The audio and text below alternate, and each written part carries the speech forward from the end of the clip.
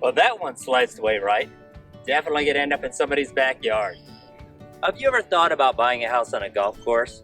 Well, here's a few things you might want to think about before you do.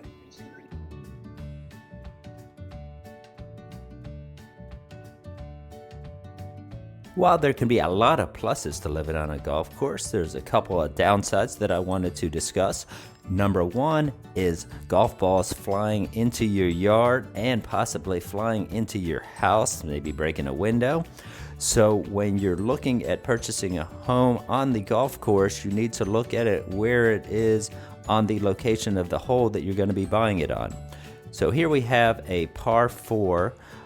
And you can see this first zone has almost no risk of getting a golf ball flying in and hitting the house. That's not to say it never happens, because say something could ricochet and bounce back into the yard. But these locations are in front of the tees and way behind the green, so there's a lot less risk of a ball actually flying in and causing damage or hitting you or your children while out in the yard.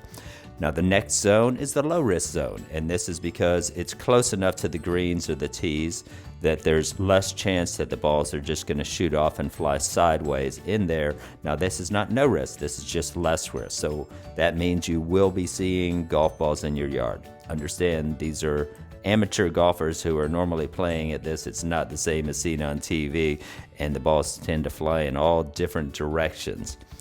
Now the next zone is the high risk zone.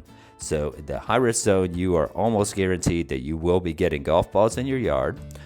In addition to that, people may be walking in the yard trying to retrieve their golf balls or trying to lean over the fence with a ball retriever to grab their balls. You can also see balls flying into your house. And one thing to note is that when you're standing on the tee box looking towards the green, to the right of that, those are going to have more of a tendency to get golf balls in them, because most golfers are right-handed and amateur golfers have more of a tendency to slice the ball, meaning make it go right. So not to say that you're safe on the left side, you're just going to have a greater tendency when you're on the right side of the golf hole. Now the next thing to consider is you are going to have a lot of people driving behind your house. And so there's a little loss of privacy there, in addition to the fact that there is a lot of alcohol consumed on the golf course, more so when they have these best ball tournaments, but even on a regular Saturday, Sunday, there will be alcohol consumption by many of the groups, so things can get a little loud and people can get a little bit obnoxious sometimes out there. So just consider these factors against all the pluses of living on a golf course before you make your decision.